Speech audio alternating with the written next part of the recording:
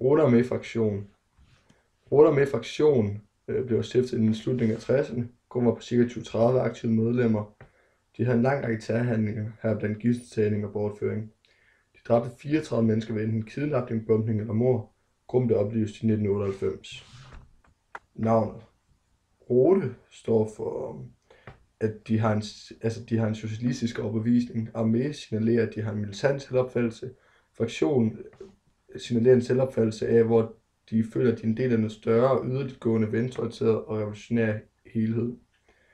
Navns betydning fortolkes på forskellige måder, alt afhængig af hvem man er. Men primært antages det, at betydningen bag navnet har associationer til den sovjetiske Røde Hær og dens nedkæmpelse af Nazi-Tyskland i 2. verdenskrig. Gruppen var nemlig meget antinazistisk. Forkortelsen RAF kan også være et ironisk indslag, da det var det engelske flyvevåben Royal Air Force, der jævnede talrige byer med jorden, tyske byer med jorden under 2. verdenskrig. Royal Air Force blev også forkortet RAF, ligesom Rodarmé-fraktionen. Motivationen til at oprette gruppen kom, da der var en stor opbakning til Vietnamkongressen i 1968. Formålet for Vietnamkongressen var at lave en radikal forandring af sociale og politiske forhold. Dette samt en tilfældig henrettelse på en student ved navn Benno Orneso fik startet oprettelsen af gruppen. RAF-medlemmer i 1960'ernes Vesttyskland var et produkt af en ungdom, som følte sig undertrykt, misforstået og magtesløse offentligt eksisterende statsapparat. Ulrike Meinhof udtrykte det således. Det er op til os, om undertrykningen skal bestå, eller om den skal brydes. De unge studenter var blevet til i et samfund, hvor antisemitisme, nationalisme og nazisme var de styrende elementer i samfundet. De ønskede at gøre op med deres forældres generation, som aktivt havde været med til at skabe det samfund, de har foragtet. De ville forbedre de politiske og sociale forhold i den koloniale verden, og dermed hindre imperialismen. Endvidere ønsker de at gøre op med den magthavende og den vesttyske regering, som stadig rummede tidligere tilhængere og sympatisører af nazismen, deriblandt den tidligere SS-officer Hans Martin Schleider, som i 1970'erne var leder af den vesttyske arbejdsgiverforening. Gruppens oprindelige kerne var kendt som Baader-Meinhof-gruppen. Denne gruppe førte fra 1970'erne en væbnet kamp mod det kapitalistiske og imperialistiske system. Rodarmé-fraktionen havde i begrænset omfang støtte for den såkaldte Stasi, som var Østtysklands efterretningstjeneste. Det østlige støtte vil vi vende tilbage til. De første RAF-generationer kom i hovedsagen fra den militante fløj af forskellige venstregrupperinger, kommunistiske udbryderpartier og af den opløste oppositionelle studenterbevægelse. Andreas Baader overtog lederskabet efter Horst Mahler, endnu inden RAF for alvor kom ordentligt i gang. Efter noget tid blev gruppen på en eller anden måde opløst, da der skete en intens eftersøgning, og man fandt frem til nogle af hovedpersonerne i gruppen. Det førte til en anholdelse og derefter en retssag, som resulterede i livsvarigt fængsel, da de blandt andet blev sagsøgt for mord. Dette førte til en ny generation, da anden generation reorganiserede gruppen. Reorganisationen blev primært foretaget af tidligere medlemmer af SPK, det socialistiske patientkollektiv. Man kan godt sige, at Rodarmé-fraktionen er en lidt atypisk terrorgruppe. I hvert fald hvis man kigger på terrorgrupper i dag, f.eks. hvis man nu siger Al-Qaida eller ISIS eller Taliban, som alle sammen har religiøse formål, så har de her terrorister, de befandt sig længere ude på venstrefløjen, og deres mål var, at de ville bekæmpe det kapitalistiske og imperialistiske system. Man kan vist godt sige, at de gjorde det på en måde, som ikke var så demokratisk, da de med terror og vold forsøgte at afskaffe det politisk-parlamentariske demokrati.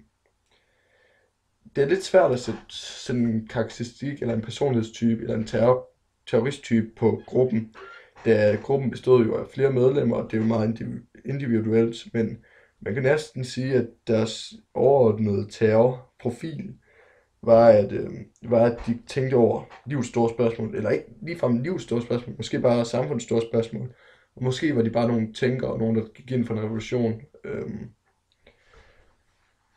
Deres terror fungerede ved en byguerilla-gruppe. Deres aktioner omfattede brand- og sprængstofattentater mod vesttyske og amerikanske militærinstallationer og firma, bortførelser og drab, gidseltagning og flykapring. Vi vil nu beskrive to vigtige medlemmer af RPK, eller RAF. RPK. Andreas Baader, som var leder for RAF. Hans far kæmpede på Østfronten og blev taget til fange og senere død gennem Hans barndom mødte han rigtig mange enlige møder, hvilket nok prægede ham venstreorienteret, så han er nok medlem på grund af familiære forhold. Generelt kom det meste af indekredsen fra familier uden den ene eller begge forældre. Ulrike Meinhof blev allerede som barn bekendt med journalismen. I en tidlig alder mistede Ulrike sin far og moderen, og Ulrike flyttede af økonomiske årsager ind hos historikeren Renate Reimek, som desuden var politisk aktiv på venstrefløjen. Ulrike meldte sig i 1957 ind i SDS og blev kort tid efter valgt til talskvinde. I 1959 blev hun medlem af forbudte KDP, og her udviklede hun sine faglige evner som journalist. Meinhof skrev tidligere utallige artikler omkring kapitalismen og imperialismens undertrykkelse af folket og arrangerede demonstrationer mod atomvåben. Hendes evner inden for journalistik ledte hende i 1960 til posten som chefredaktør for den venstreorienterede blad Konkret. Gennem sit arbejde som journalist og aktiv medlem inden for SDS og KDP blev Ulrike Meinhof mere og mere offensiv i sine udtalelser og artikler. Hun skrev i en artikel konkret: "Det er stadig bedre at sætte ild til et varehus end at drive et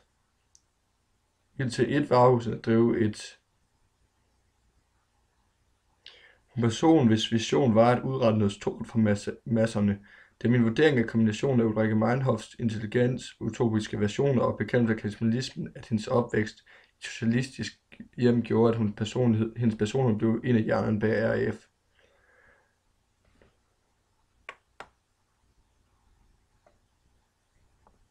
Ja, der var også lige glemt.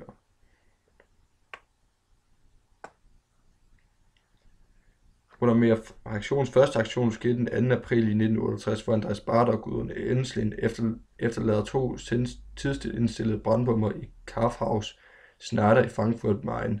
Deres venner Horst Söhnlein og Otto Walproll efterlader også en bombe, og ved mindre tid eksploderer bomberne og udretter store materielle skader.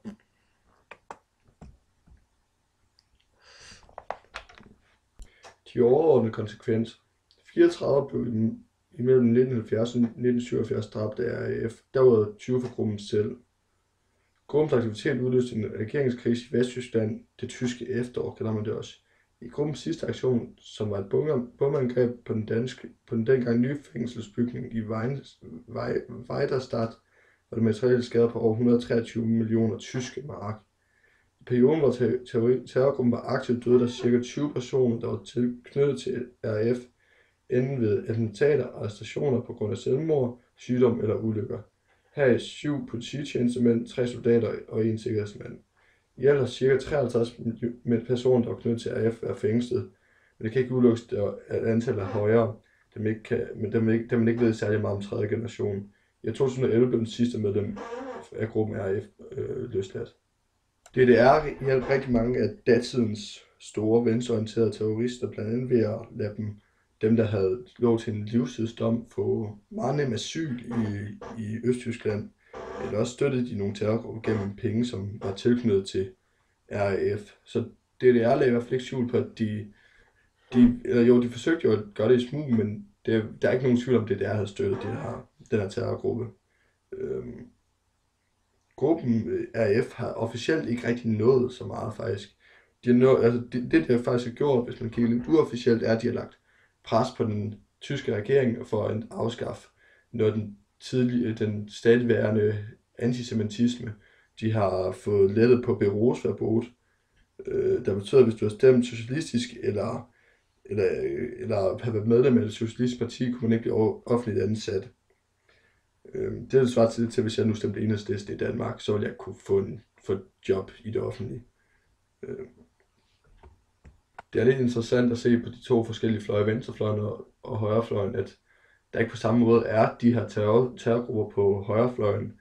Og det er nok på grund af den primære grund var, at på højrefløjen er der meget stram politik til organisationer og oprør osv., mens på venstrefløjen er der lidt mere åbenhed.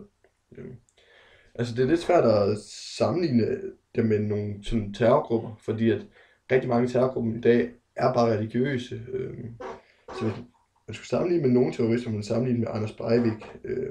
Anders Breivik han gik også mod mod det politiske styre, og ville gerne have nogle ting gennemført. Det var så mere højreorienteret, men mens RAF var venstreorienteret. Men det er nok den terrorist, man bedst kan perspektivere dem til.